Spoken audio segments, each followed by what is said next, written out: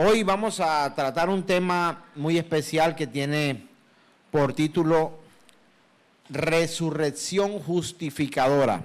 Resurrección justificadora.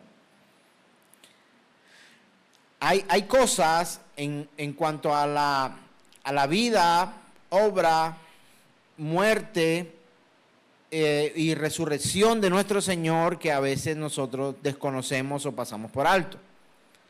De hecho, en su nacimiento hay un montón de cosas que nosotros podemos obviar a la hora de leer la Escritura y de pronto pasar por alto que todas las profecías fueron dadas en Él y que todas se han de cumplir en Él.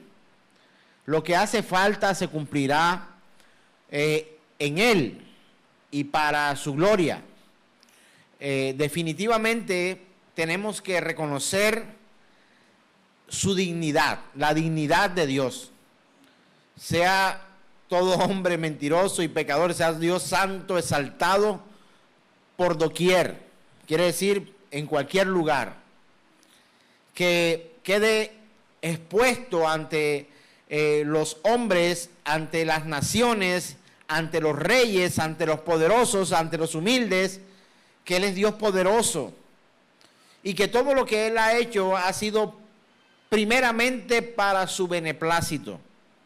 Reconocer esto no es fácil para algunos, porque encontramos que algunos luchan incluso con su propio ego para que los otros puedan reconocerlos a ellos como importantes. ¿Sí o no? Se ha topado con personas así, a las que tienes que hacerles tantas venias para que de una u otra forma no se ofendan y toca tratar con cuidado. Y si es doctor, mencionarle su título, y de hecho unos que ni siquiera han obtenido ciertos títulos, toca tratarlos, incluso ponerle títulos sin que realmente se los hubiera ganado. Y llamamos muchas veces a algunos personajes importantes en diferentes esferas, le llamamos doctor, le llamamos maestro, ponemos tantos títulos a veces alrededor de ciertas personas que incluso ni siquiera han optado por ese tipo de títulos, estudiando en una universidad o teniéndolos colgados en un letrero que diga que lo son. Pero muchos que anhelan, que tienen ese hambre de titulitis de una u otra forma, son los que más luchan en poder reconocer a otros la grandeza de nuestro Dios y Señor. Cuando alguien es ávido, necesitado de que pueda ser tratado con cierta dignidad ante los hombres, regularmente esa persona tiene problemas, digo regularmente, no en todos los casos, regularmente tiene problemas para reconocer el poderío y el señorío de otros. Porque tienen esa necesidad de ser alabados, exaltados, pero poco dan de lo que piden. Hermanos, nosotros en todo tiempo debemos reconocer la grandeza y majestuosidad de nuestro Señor, de nuestro Dios poderoso, de nuestro Dios maravilloso. Y como cristianos muchas veces dejamos pasar por alto, y hablaba con alguien hace poco, las razones por las cuales muchas veces nosotros no honramos a Dios de la manera correcta y otros no alaban a Dios y no temen a Dios de la manera en que la Escritura nos los enseña, sencillamente por una razón, y es porque no conocen a Dios. Si conociéramos a Dios tal como Dios es realmente, encerrándonos en la Escritura solamente, nosotros deberíamos exaltar al Señor por todo lo bueno aparente a nuestros ojos. Digo bueno aparente a nuestros ojos porque hay cosas que aparentemente para nosotros son buenas, pero para otros podrían llegar a ser malas. Pero en todo ámbito de nuestra vida nosotros deberíamos estar reconociendo siempre el poderío y el señorío y la grandeza de nuestro Dios y Señor Todopoderoso. Siempre, siempre, siempre, siempre. Entonces, entender que nuestro Rey y Señor, Dios Todopoderoso, con su nacimiento, con su vida, con su poder, con su muerte, con su resurrección, ha traído un sinfín de bendiciones a nuestra vida que muchas veces nosotros no hemos identificado. Hermanos, si hemos pasado por alto muchas veces el hecho que nuestra fe en el Señor y nuestra fe en lo que Él ha resucitado pueda traer a nosotros tantos beneficios como a veces no podemos ni siquiera imaginar. Su resurrección es el sello de su obra. Cuando Él estuvo crucificado allí y antes o sea, sus últimas palabras, hermanos, ¿cuáles fueron sus últimas palabras? Consumado es. ¿Qué quiere decir esto? He terminado mi obra. He conquistado. Luché y gané. Hermanos, pero si Él, nuestro Dios Todopoderoso, a quien le podríamos estudiar, analizar la vida y reflexionar en Él, si Él no hubiese resucitado, todas sus palabras se convertirían en palabrerías. Cuando ha dicho consumado es que ha declarado que su cuerpo, su alma, su mente, su espíritu es entregado al Dios Todopoderoso. Se ha rendido ante los pies de nuestro Todopoderoso Señor y Padre. Él rindió su vida ante el Padre, enseñándonos el camino para que nosotros también rindamos nuestras vidas a nuestro Padre y Dios Todopoderoso. Consumado es, ha dicho. Y yo no sé si usted hoy pudiera decir de su vida, consumado es. ¿Puedes tú decir consumado es hoy? ¿Has terminado todo lo que has tenido que hacer o todavía tienes tareas en tu vida? Hermano, al Señor Jesús no le faltó una sola tarea por hacer en lo que concierne a lo que fue su vida en medio de nosotros. Todo lo terminó. Todo lo terminó. Ahora, pregunto, ¿ha terminado de hacer todo lo que tiene que hacer el Señor? La respuesta es no. Él no ha terminado todo lo que tiene que hacer. Pero de algo sí puedo estar completamente seguro, y es que Él terminó la obra que tenía que hacer en medio de los hombres y la selló con su resurrección. Él resucitó. Él resucitó. Él trajo a nuestras vidas la maravillosa bendición de haber resucitado de entre los muertos para que su promesa de vida eterna también fuera vida viva, valga la repetición, vida viva en nosotros. Hermano, usted y yo vamos a resucitar. Yo no sé si a usted eso le anima, le preocupa o no le emociona. No busco manipular tus emociones, pero saber que tú y yo, a pesar de que muramos en esta vida, vamos a resucitar para la gloria de nuestro Dios y Señor Todopoderoso. Él resucitó. Por cuanto el Señor resucitó, la promesa de resurrección para nosotros, los que en Él creemos, es viva, eficaz, verdadera, y estamos esperando. Hermano, para la demostración de esto, usted y yo tenemos que morirnos. Y como decía en algún otro momento, tenemos tanto miedo a veces como cristianos a la muerte, que estamos tan aferrados a esta vida, que a veces no quisiéramos que esta vida se acabara. Y no entiendo por qué realmente nosotros nos aferramos tanto a esta vida si sabemos que nuestra naturaleza y que nuestra ciudadanía realmente no es terrenal sino celestial. ¿Sabe por qué? Porque cuando el Señor pensó en ti, pensó en eternidad. Y pensó en eternidad no para que mantuvieras tu eternidad sobre esta tierra corrupta, débil, terrible, macabra, dolorosa, aflictiva en la que tú y yo vivimos. Él pensó en eternidad cuando nos dio vida a nosotros. Y la vida eterna no se puede vivir en esta tierra. ¿Sabe por qué? Porque esta tierra va a pasar también. Porque el cielo que usted y yo vemos va a pasar también.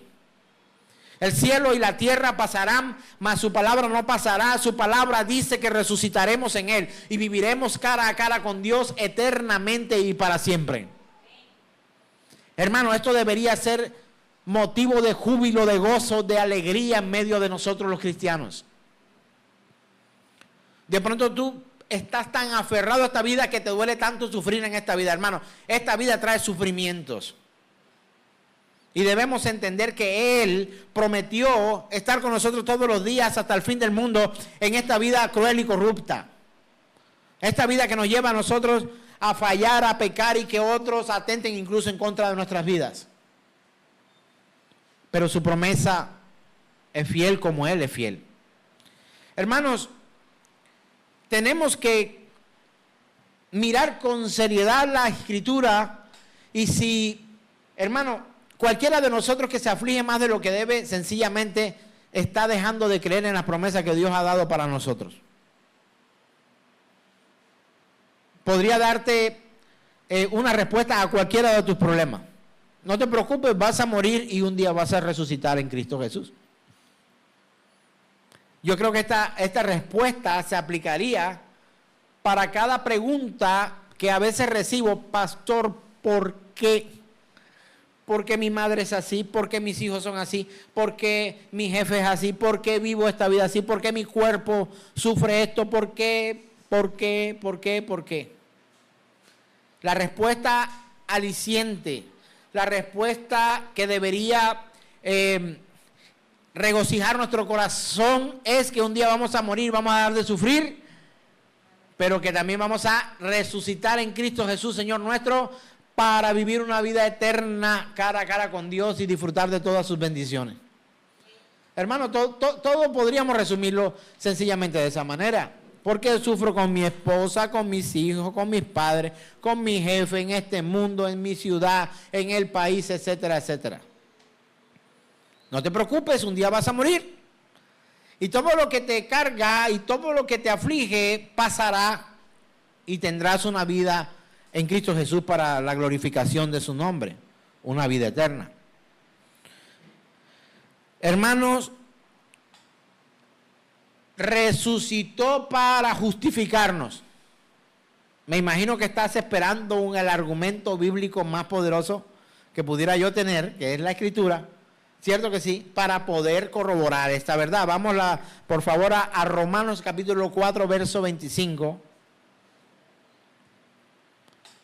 Y vamos a ver lo que dice la Escritura acerca de su muerte, su resurrección y la justificación a la que somos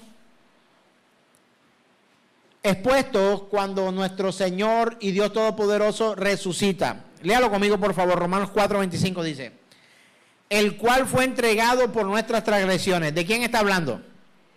De nuestro Señor Jesús. ¿Y qué dice?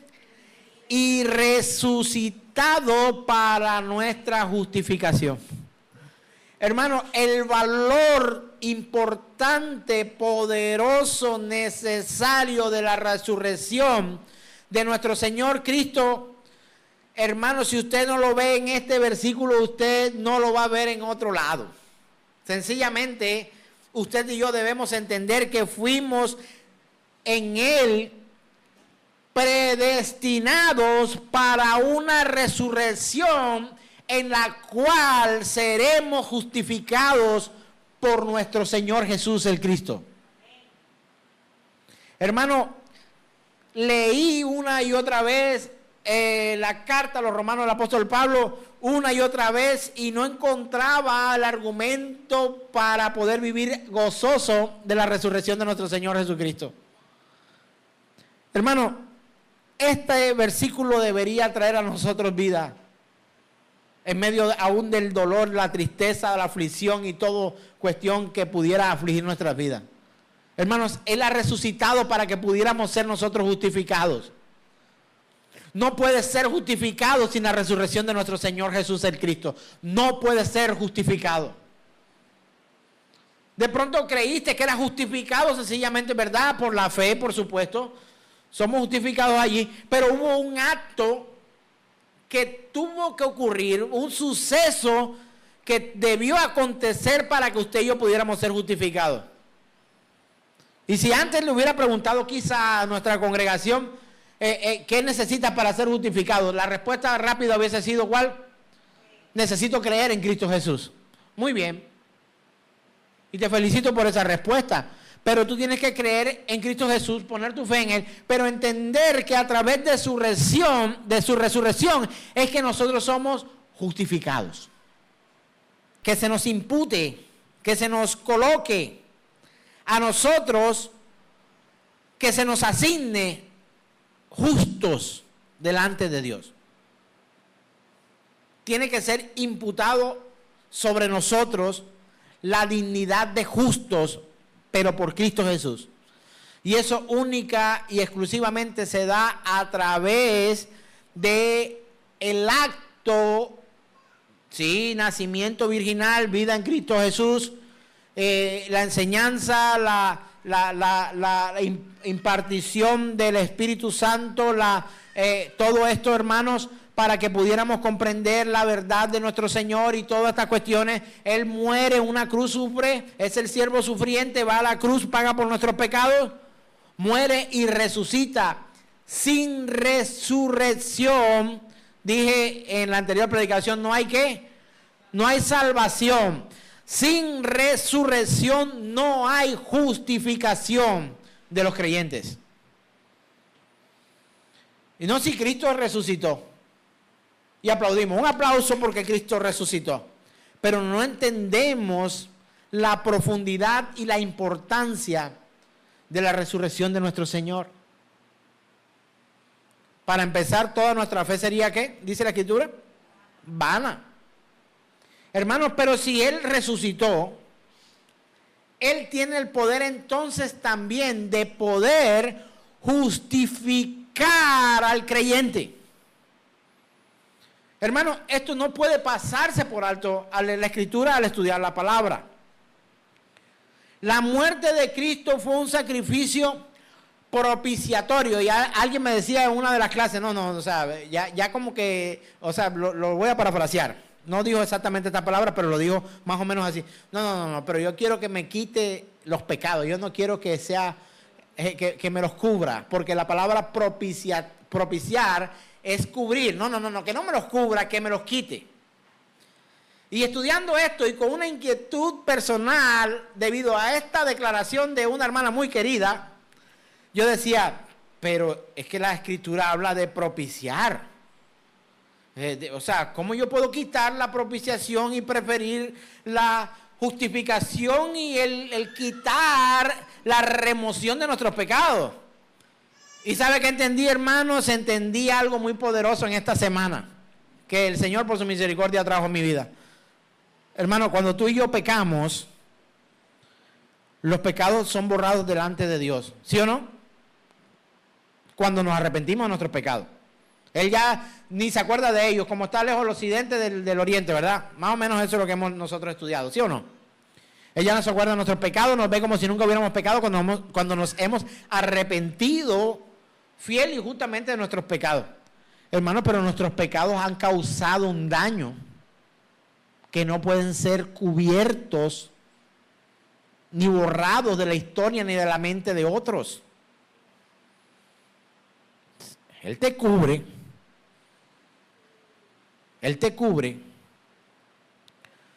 pero nuestros actos de maldad han quedado expuestos. Él te cubre delante de Él para que tu ser no perezca el día que estés cara a cara con el Señor. Él nos limpia de toda maldad. Y los que nos presentemos delante del Señor estaremos limpios, puros, blancos como la nieve. santificados, justificados por aquel santo justo.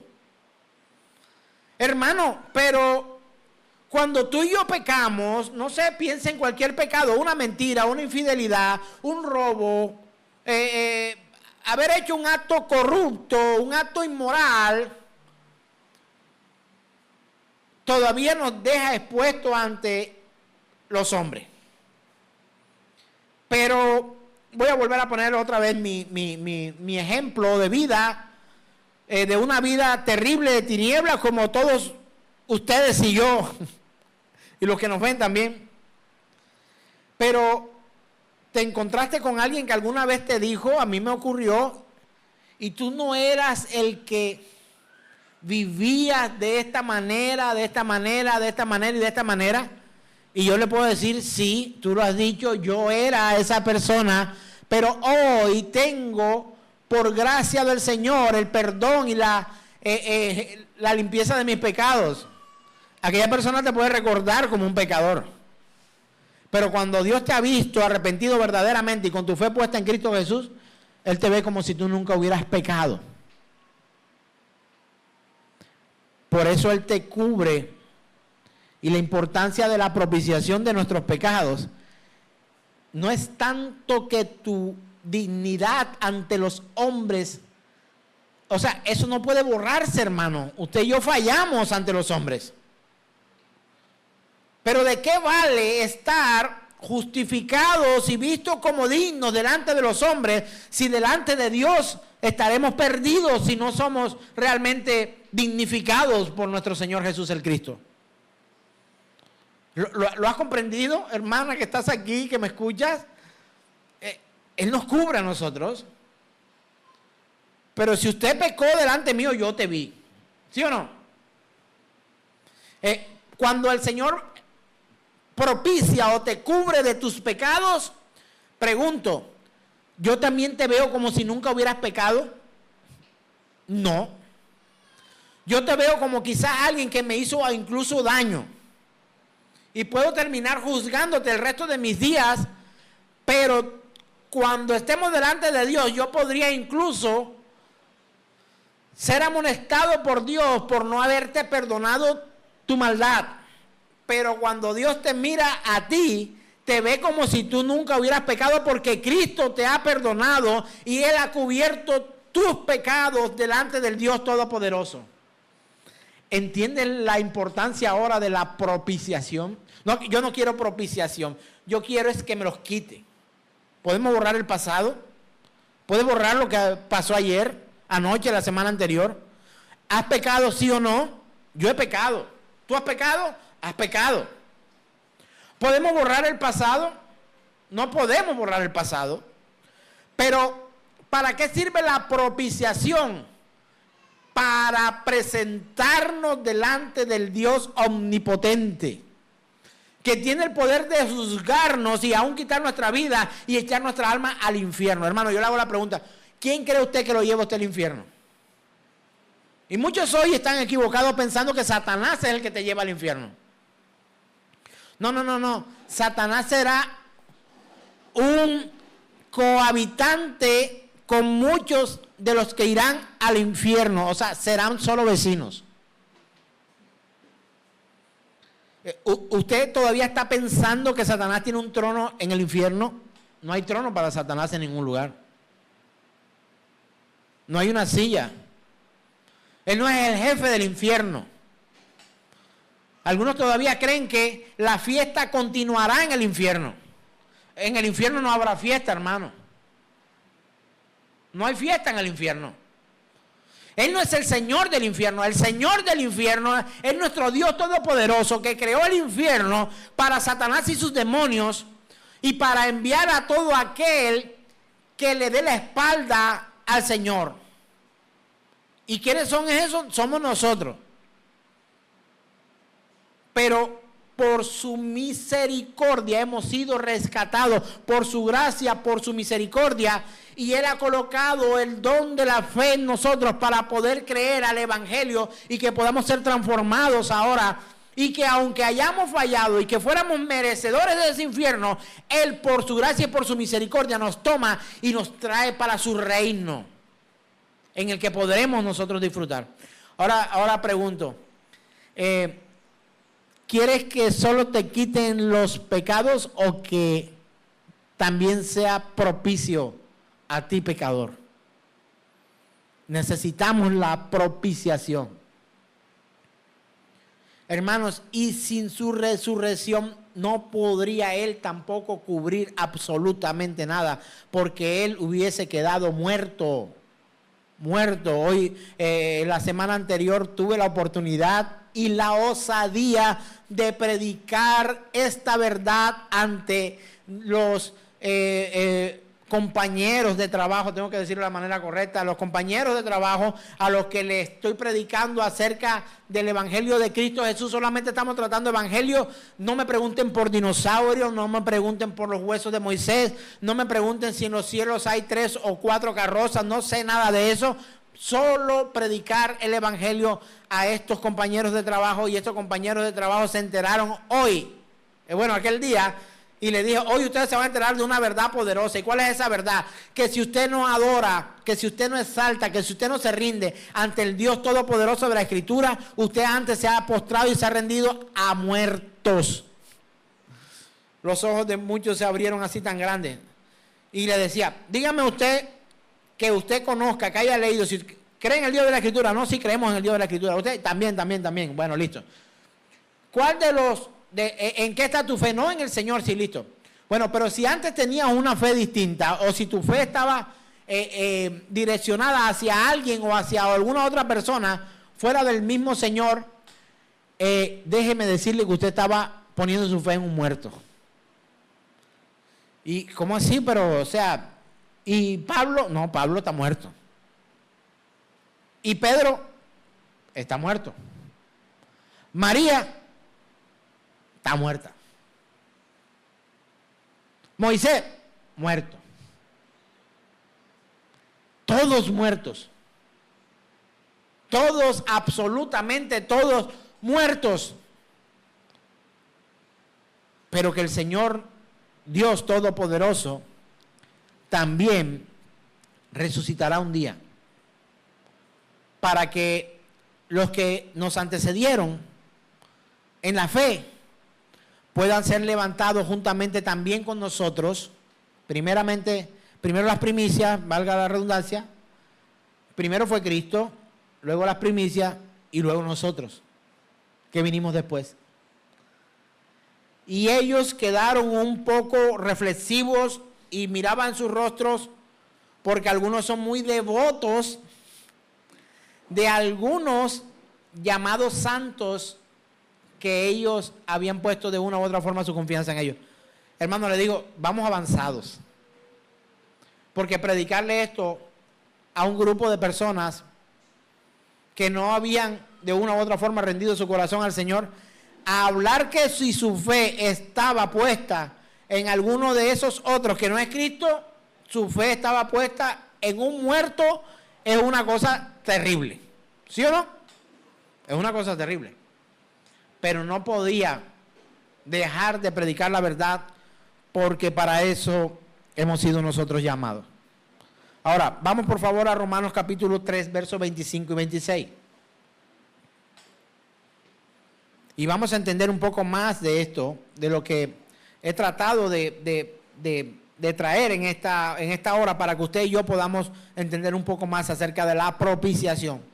Romanos capítulo 3, verso 25 al 26 dice de la siguiente manera. Verso 25, a quien Dios puso como propiciación por medio de la fe en su sangre. ¿De la fe en quién y la sangre de quién?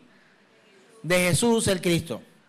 Para manifestar su justicia a causa de haber pasado por alto en su paciencia los pecados pasados, con la mira de manifestar en este tiempo su justicia, a fin de que Él sea, ¿qué? El justo y el que justifica al que es de la fe de Jesús. Hermanos míos queridos y amados, su sangre hizo la obra propiciatoria en nosotros. O sea, me devuelvo otra vez a la hermana para darle mayor claridad en cuanto a esto, y que esa inquietud de esta persona a mí me fascinó realmente para poder entender esta verdad. Hermano, la sangre de Jesús es la que ha sido puesta sobre nosotros para propiciación. O sea, imagínese usted el valor de la propiciación. Hermana mía, ¿lo está comprendiendo de manera más profunda? Hermano mío, ¿lo está entendiendo usted de una manera más profunda hoy? Hermano, la propiciación fue dada en nuestras vidas el día en que Jesús, el Cristo, derramó su sangre. Pregunto, ¿tiene o no tiene valor el derramamiento de su sangre? Hermano, la sangre de Jesús no está para ponerla hipotéticamente, como algunos lo hacen, sobre sus carros. La sangre de Jesús cubre mi carro. La sangre de Jesús cubre mi casa. La sangre de Jesús cubre mis hijos. La sangre de Jesús cubre mi empleo. La sangre de Jesús, por su sangre, nuestros pecados son limpiados, propiciados, cubiertos delante de Dios. Hermanos, no delante de los hombres. Estábamos pensando quizá en algún momento que la propiciación era importante de una u otra forma, porque sencillamente la propiciación nos ponía una cubierta para que los hombres no nos vieran como pecadores. Hermano, el que te vio cometiendo pecado te verá como pecador. No te va a ver como santo. ¿Cómo te vio? Te vio pecando. ¿Cómo te ve la persona? ¿Cómo te ve a ti una persona que te ve pecando, que te ve cometiendo un ilícito, un acto de corrupción? ¿Cómo te ve esa persona? ¿Te ve como un corrupto? ¿Te ve como un pecador? No te ve de otra forma. Pero la sangre de Jesús te cubre no para que los hombres no te puedan ver como pecadores, hermano. ¿Y eso qué importa? ¿Qué me importa si mi amigo a quien amo me ve como santo? Pero cuando Dios me ve y estoy delante de Él, me ve como pecador, como un hombre corrupto. Hermano, ¿quién prefieres tú? ¿Que Dios te vea como santo, justo, o que tus amigos te vean como santos y justos? Hermano, la propiciación, el cubrimiento de nuestro ser indigno, corrupto y pecador, cuando hemos creído en Cristo Jesús, su sangre nos lava de todo pecado y nos hace ver justos, santos delante de Dios, no delante de los hombres. Hermano, tú tienes que ir donde tu hermano y pedir perdón cuando tú y yo fallamos. Y hasta que realmente tu hermano, tu amigo, tu compañero, las personas que amas, no te otorguen ese beneficio del perdón, ellos te seguirán viendo como alguien malo, pecador. Pero ¿sabes qué puede llegar a pasar? Que los hombres a los que amas y los que te aman te puedan seguir viendo toda tu vida como un pecador y un corrupto. ¿Y sabes qué puede pasar con eso? También en que aunque ellos te vean así de esa manera, el Señor te ve a ti como justo y santo. ¿Sabe por qué? Por la obra propiciatoria de nuestro Señor Jesús el Cristo. Tú no has ido a pedirle perdón a alguien y esa persona dice, no le importa y no te va a perdonar. Y ya no tienes otra cosa que hacer. ¿Le has pedido perdón a alguien? ¿Has pedido a alguien que te perdone? Perdóname por lo que he hecho. Y esa persona te ha dicho, no te lo voy a perdonar nunca. Es que algunos de nosotros quizás hemos experimentado eso. Pero ¿sabes qué hace el Señor? Nuestro Señor Dios Todopoderoso, cuando tú y yo nos arrepentimos de nuestros pecados, cobra vida la sangre derramada por Cristo Jesús, que nos ha cubierto de nuestra maldad, y que el Señor ve nuestro corazón, nuestra mente, nuestro ser por completo, reconoce si somos realmente arrepentidos de haber fallado a Él, y Él otorga un perdón que aunque los hombres no otorguen, ese perdón de Dios es supremo y sobre cualquier otro perdón que nosotros podamos vivir. Hermanos, la obra propiciatoria se ha dado. ¿Qué significa propiciar? Significa cubrir. Yo puedo fallar, una vez más te digo, yo he fallado muchas veces y creo que seguiré fallando otras muchas veces más. Le he fallado a mis amigos, le he fallado a mi esposa, le he fallado a mis hijos, le he fallado a mi jefe, he fallado como ciudadano, he fallado delante de Dios, he fallado 1000 veces y creo que seguiré fallando porque nuestra tendencia es regular hacia el mal. Hermanos, pero sabe una cosa, la obra propiciatoria, la cubierta que el Señor nos ha puesto en su sangre para lavar nuestros pecados. Cuando nos presentamos delante de Dios, Él nos ve como si nosotros nunca jamás hubiéramos pecado. Te voy a poner otro ejemplo cotidiano. ¿Has pedido que alguien te perdone? Por decir, no, mira que fui grosero contigo, pido que me perdones. Ok, te otorgo el perdón. Esa persona te otorga el perdón, ¿cierto? Está en cierta posición elevada porque tú estás necesitado de que esa persona te perdone. Ok, te otorgo el perdón. De la manera que fuera, con un abrazo, con un beso, con lo que fuera.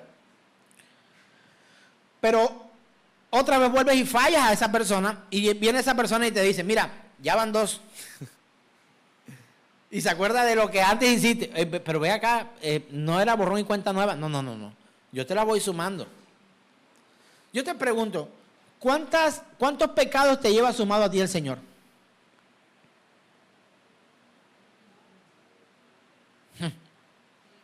Hermano, usted y yo hemos fallado un montón de veces, miles de veces. ¿Sí o no? ¿Y usted cree que Dios no se ha dado cuenta? ¿Usted cree que el Señor no se ha dado cuenta de que hemos fallado un montón de veces? Él lo ha visto todo, delante de Él se escribe un memorial. Pero te pregunto, cuando tú creíste en Cristo Jesús, te arrepentiste de tus pecados, ¿tú crees que el Señor te los está contando una y otra vez? Pues déjeme decirle que la escritura que leo dice que Él anuló el acta de decreto que nos era a nosotros contraria. Y el Señor, cuando tú y yo nos arrepentimos verdaderamente de nuestros pecados, nos ve como si nunca hubiéramos nosotros pecado. Yo he fallado a mi amigo, Ricard. Perdóname. Pero si tú me perdonas, Ricard, y yo vengo una vez a ti y otra vez vuelvo a fallarte, y tú me sumas mi falla anterior, tú no me perdonaste. Tú no lo hiciste. Lourdes, si yo te pedí perdón por algo, y tú el día que yo te vuelvo a fallar, otra vez me lo vuelves a sacar en cara, tú no me has perdonado, ni siquiera lo anterior. Y cuando dice, ya te he perdonado 2, no te ha perdonado ni una. Hermanos, así somos. Pero qué garantía y qué poder tan maravilloso encontramos nosotros en Cristo Jesús, Señor nuestro, que cuando nos arrepentimos de nuestros pecados y vamos ante Él, su sangre cobra un valor para limpiar nuestras vidas a nosotros de toda maldad. Si confesamos nuestros pecados, dice la Biblia que leo, Él es justo para perdonar nuestros pecados y limpiarnos de toda maldad.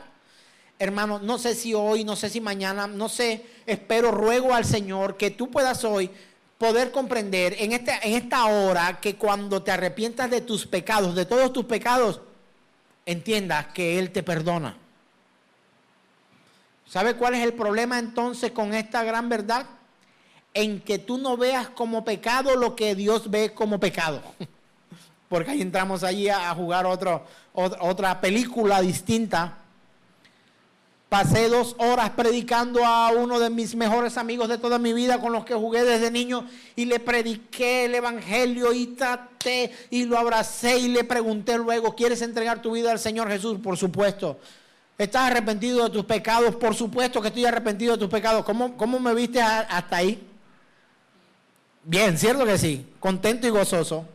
Pero cuando esta persona dice, espera un momentico aquí, tal cosa es pecado, y yo sí, pero yo de eso no estoy arrepentido porque es que a mí no me parece que eso sea pecado. No, pero la Biblia dice, le digo yo, no te preocupes, que si tú te arrepientes de tus pecados realmente, el Señor te va a perdonar. No, pero es que para mí eso no es pecado, se acabó la escena romántica. No, es que para mí eso no es pecado. Para mí eso no es pecado. Hermano, hay gente que cree que matar a otra persona no está mal, se lo merece. Usted no ha escuchado ese tipo de comentarios. Yo he oído, deberían matarlo. Y usted ha pensado muchas veces en que alguien debe morir. Dígame si sí o si no. Debería morirse. Hermanos míos, gracias a Dios usted no es Dios. Porque si por usted fuera, usted hubiera acabado con medio mundo. Gracias a Él por su misericordia estamos sujetos. Incluso, hermanos, esto no sé usted cómo lo pueda llegar a entender, pero estamos incluso limitados por Dios para no ejercer tantas obras de maldad como nosotros seamos capaces. Te lo voy a decir más corto. Usted no es tan malo como puede. No lo eres. Si tuvieras más poder, fueras más malo o mala. Si tuvieras más dinero, fueras más malo o más mala. Si tuvieras más influencia, podrías expandir tu obra de maldad. Y estudiando un libro de R.C. Sproul, él dice, se ha dado poder a algunos hombres en la historia y se ha demostrado que el poder los ha enloquecido. Cuando yo le pregunto a usted, y quisiera que lo conviviéramos aquí como una respuesta que quisiera escuchar, piensa en la historia de un hombre que haya sido, o una mujer que haya sido malo, pero malo que usted diga, esa persona ha sido mala. ¿Cuántos pensaron en Hitler? Te felicito. ¿Cuántos pensaron en Nerón? Muy pocos. En Faraón, rey de Egipto, bueno, se le escapa uno. Casi todo el mundo piensa en el pobre Hitler. ¿Qué cosa con Hitler? No. Vamos a hablar de Hitler. Hermano, Hitler malo. ¿Y sabe por qué Hitler fue malo? Porque tuvo poder. ¿Y quién permitió ese poder en la vida de Hitler? Lo permitió Dios. Lo permitió. Le dio un ápice de poder para poder manejar ciertas cosas en la humanidad, en el mundo. Hermano, y se despachó, pero con todo lo que él podía. Y le voy a decir una cosa, Hitler no fue tan malo como quiso. Pudo ser peor. ¿Y sabe por qué no fue peor? Aunque fue terrible. Porque Dios no lo permitió. ¿Tú te imaginas Hitler inmortal con poderes para volar? Tipo Superman. Hermano, o sea, nos acaba a todos. Nos acaba a todos. Piensa en otro. Hermano, seguramente está pensando en un político con algo de poder. Cuando Dios permite el poder en alguien, muchas veces ese poder permitido por parte de Dios en esa persona desata su verdadera naturaleza. Hermano, usted y yo hemos sido limitados por Dios en nuestras obras de maldad, aunque somos malos. No hemos sido tan malos como podemos ser. Sencillamente porque Dios nos cubre, nos cuida, nos protege.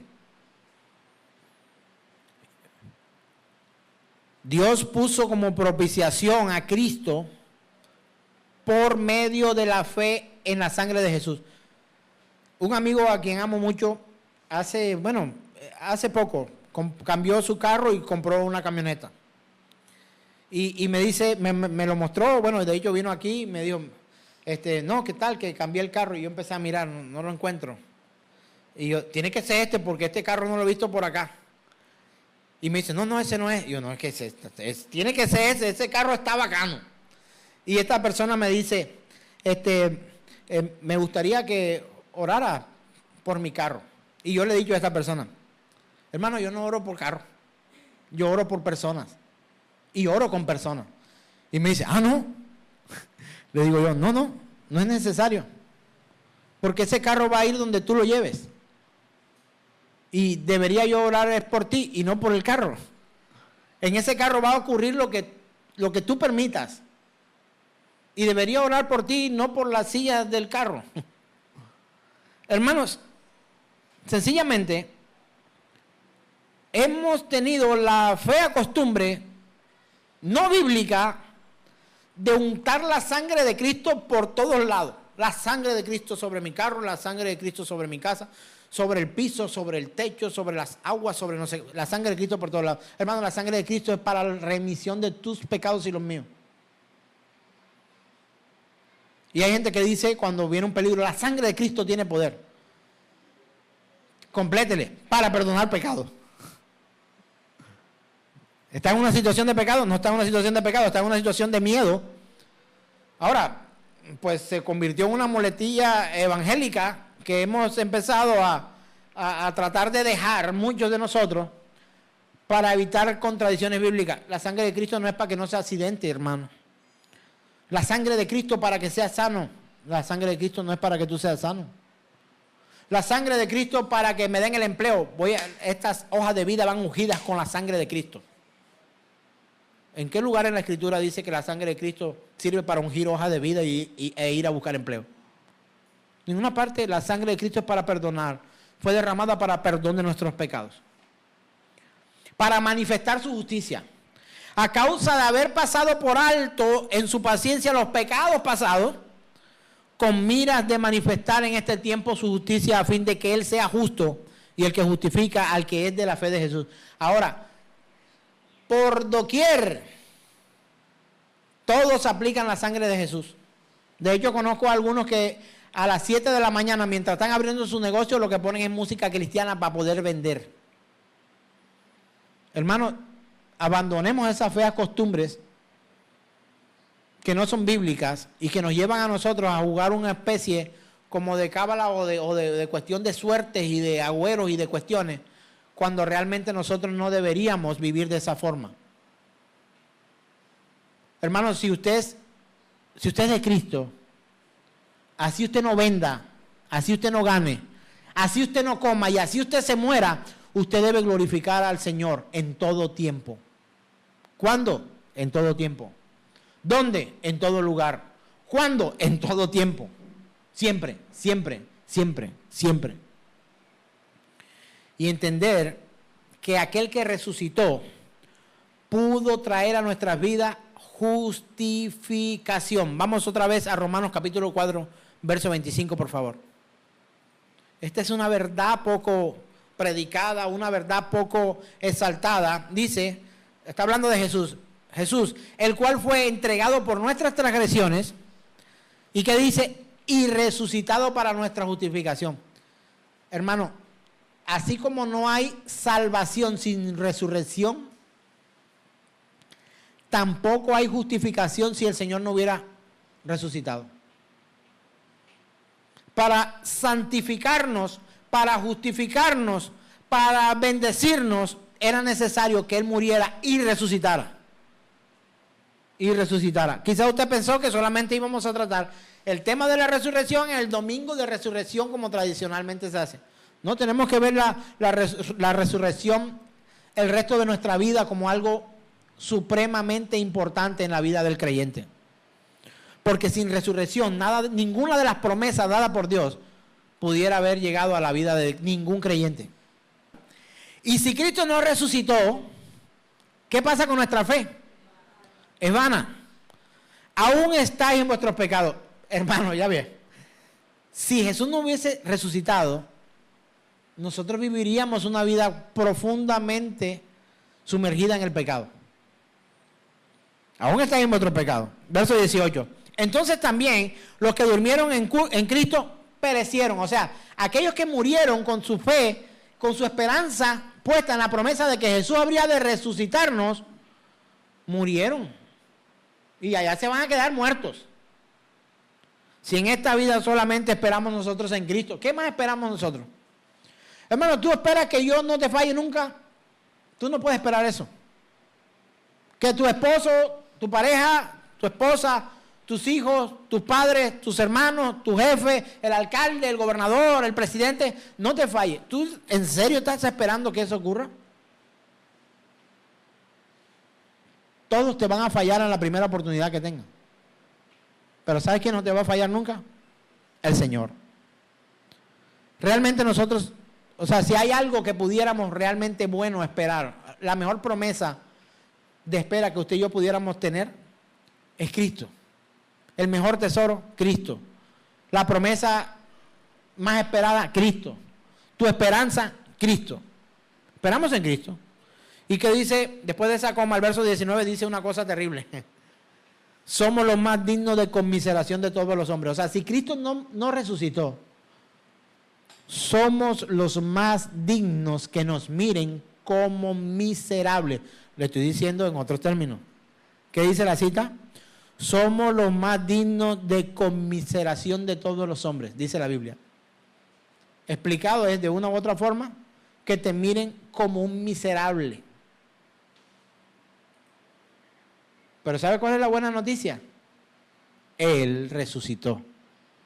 Resucitó para justificarnos. Él vino a nuestras vidas para completar la buena obra que comenzó en nosotros un día. Hermanos, yo no puedo obligarte a nada. Tampoco quiero. Pero yo ruego al Señor, eso sí puedo hacer porque ahí sí usted no tiene nada que ver. Yo le ruego hoy al Señor que usted pudiera rendir su alma, su corazón, su mente, su espíritu a los pies de nuestro Señor Jesús el Cristo. Yo ruego a Dios por tu alma, hermano, y también como la mía. También ruego por la tuya como ruego por la mía, de que tú y yo seamos aceptos delante de Dios, perdonados nuestros pecados, justificados por Él, y que la resurrección de Cristo pueda traer a nuestras vidas la justificación que necesitamos para poder ver cara a nuestro Dios, Creador y Señor Todopoderoso. Yo le ruego a Dios por eso, hermano. Puedo obligarte a creer como yo creo, no puedo hacer eso. Puedo obligarte, puedo persuadirte, pero llegar, o sea, tú tienes que tomar una decisión en tu vida. De rendirte ante Cristo, sí o no. ¿Quién lo puede decidir? Solo tú. O sea, ese es un negocio entre Dios y tú. Si Dios te ha llamado para salvación, tienes que renunciar a vivir una vida que solamente te glorifica a ti. Y no digo que solamente. Una vida que te glorifica a ti y que solamente glorifique al Señor. Ay, mis hermanos. Romanos 5:9, por favor. Continuamos. Romanos capítulo 5, verso 9. Pues mucho más, estando ya justificados en su sangre, por él seremos salvos de la ira. A alguien hace poco le dije, no, hay que odiar lo que Dios odia, amar lo que Dios ama. Y me dijo, espera un momento. ¿Qué dijiste? Que hay que amar lo que Dios ama. No, antes. Hay que odiar lo que Dios odia. ¿Acaso Dios odia? ¿Sabe por qué nosotros fallamos a Dios tantas veces? Porque no lo conocemos.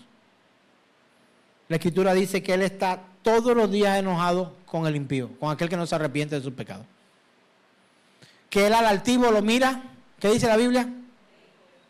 De lejos. Pero al que es humilde, lo atiende de cerca. 6 cosas odia al Señor y una más para 7.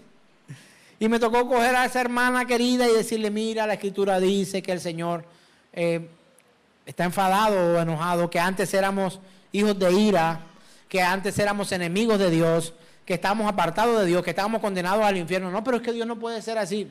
Hermano, hermana, conozca al Señor a través de la Escritura. Te estoy diciendo que Dios es malo, yo no te estoy diciendo que Dios es malo. Dios es justo. Y si tú y yo consideramos que el malo necesita castigo, Él también lo considera. ¿Usted no considera que los malos necesitan un castigo? ¿Sí o no?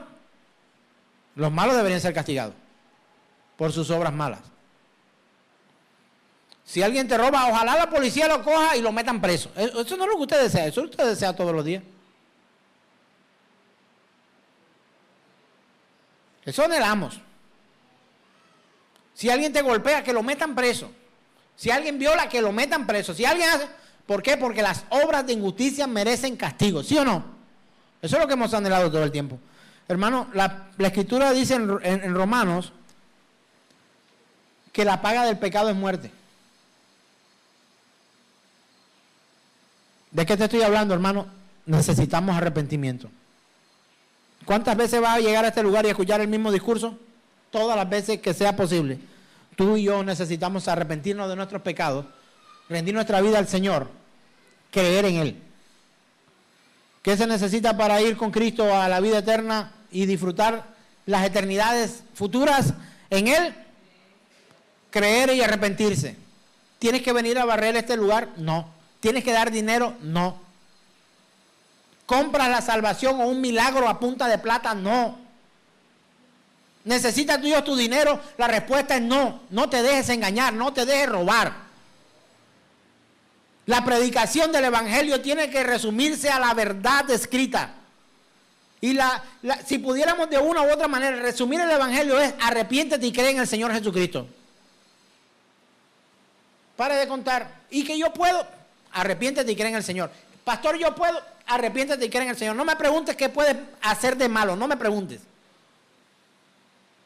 La Biblia te está indicando la enseñanza del Señor a través de su palabra. Está puesta allí. Dice, el primer discurso de Cristo, la primera predicación de Jesús. Dice, y cuando empezó el ministerio de Jesús, y cuando Él empezó a predicar, dijo estas palabras.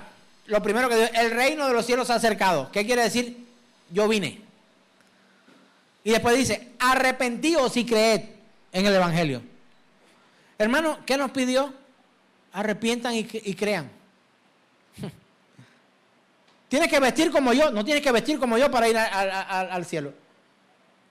Tienes que ponerte la falda a no sé cuántos centímetros. No. Tienes que subirla, tienes que bajarla. Tienes que ponerte corbata, tienes que cubrirte. Hermano, arrepiéntete y cree en el Señor Jesús. Hermanos, ¿no les parece que de una u otra forma es que nos gustan las cosas como tan simplificadas, verdad? Pero vamos a atrevernos a simplificar el Evangelio de esta manera, que no debería ser así. Y esto es un atrevimiento de mi parte porque tenemos que estudiar la Escritura. Pero si necesitas algo fundamental para saber este día es arrepiéntete de tus pecados y cree en el Señor Jesús. Hermano, no tengo otra cosa que predicarte. Arrepentimiento y fe. Filipenses 2:8 dice de la siguiente manera. Él, nuestro Señor Jesús, y estando en la condición de hombre, se humilló a sí mismo, haciéndose obediente hasta la muerte y muerte de cruz. Eso hizo mi Señor. Él murió, pero también resucitó. Romanos 3:25, ¿qué dice? Por favor. Romanos capítulo 3, verso 25. A quien Dios puso como propiciación por medio de la fe en su sangre, para manifestar su justicia, a causa de haber pasado por alto en su paciencia los pecados pasados. Hermano, la Biblia, para mí la Biblia es la autobiografía de Dios. Y si algo dice de nosotros es que somos pecadores y necesitamos arrepentimiento. Eso es lo que dice la Biblia de ti. Pastor, deme una promesa bíblica. La paga del pecado es muerte. ¿No te sirve? No, pero deme otra que me aliente más. Si te arrepientes de tus pecados, Él te perdonará todos tus pecados y te limpiará de toda maldad. No, dígame una que sea de plata, de plata. Hermano, Dios no está tan interesado en que tú seas millonario como en que tú te arrepientas de tus pecados y creas en sus palabras. Discurso simple, arrepiéntete y cree en el Señor Jesús. Y Romanos 8:3, terminamos con estas dos últimas citas, en Romanos 8:3 y 2 Corintios 5:21. Vamos a leer Romanos 8:3, dice: porque lo que era imposible para la ley, por cuanto era débil por la carne, Dios, enviando a su Hijo en semejanza de carne de pecado, y a causa del pecado, condenó al pecado en la carne. Eso parece como un trabalengua. Se lo voy a decir más fácil, más suave. Porque lo que era imposible para la ley, te lo explico. Muchos creyeron que cumpliendo la ley podían agradar a Dios y que podían heredar el reino de los cielos. Nadie cumplió la ley. Todos fallamos. Todos fallamos. Lo que era imposible para la ley fue un ayo. ¿Qué es un ayo? Un tutor. Que nos llevó ¿a quién? Al verdadero maestro, a Cristo. Y dice, por cuanto era débil por la carne. ¿Por qué? Está hablando de una... ¿Qué era débil ahí en la carne? Por la carne. ¿Qué era débil por la carne? La ley. O sea, la ley no podía sostener la santidad y la justificación de los hombres. Entonces, ¿qué pasa? Verso siguiente. Dios, entonces, ¿qué hace Dios? Dios, enviando a su Hijo en semejanza, esto hay que tenerlo también en cuenta, semejanza de carne de pecado. ¿Sabe por qué dice semejanza de carne de pecado y no enviando a su Hijo en carne de pecado solamente? Porque fue semejante a nosotros, pero no fue como nosotros. ¿Qué nos diferenció entre Cristo y nosotros? ¿Cuál fue la gran diferencia? Nosotros nacimos separados de Dios. Él es Dios. Pensemos por ahí. Y segundo, ¿qué nos hace completamente distinto de ese Jesús hecho hombre, hecho carne? Entre él y el pecado. Tentado en todo, pero sin pecado. Entonces, él viene en semejanza de carne de pecado. ¿A causa de qué? Del pecado. ¿Cometido por quién? Hermano, por usted y por mí. Por nosotros. ¿Qué hace el Señor? Condena el pecado en la carne. Entonces, por eso Él es crucificado. O sea, ¿quieres saber algo? O sea, un clic aquí para saber quiénes hacen parte del movimiento del anticristo. Todo aquel que niegue que Jesús vino como hombre, murió en una cruz y resucitó. Anticristo. No, que Cristo es una leyenda, esa cosa por allá es una ilusión. No, es que Él no murió, él parecía que hubiera muerto, pero Él no. Hermano, los romanos tenían que asegurarse que los que estaban crucificados murieron. Una de las razones por las cuales Jesús fue traspasado con una lanza fue para saber si estaba o no estaba muerto. Se acercaba a la hora última, ya estaba oscureciendo, dice la Escritura, y que habían otros dos ahí que todavía no se habían muerto. ¿Y sabe qué hicieron para que los otros dos se murieran? Le partieron las piernas. ¿Y sabe por qué le partieron las piernas? Para que no pudieran impulsarse a tomar aire. Porque la tortura de la crucifixión consistía en una muerte lenta. Y como tenían los pies atornillados con un clavo, clavados ahí, cada vez que se impulsaban para tomar aire, era un dolor inmenso en todo el cuerpo. Entonces, como estos no se habían muerto todavía, ¿qué hicieron? Le partieron las piernas. ¿Para qué? Para que murieran asfixiados, no pudieran tomar aire, porque estaban así colgados.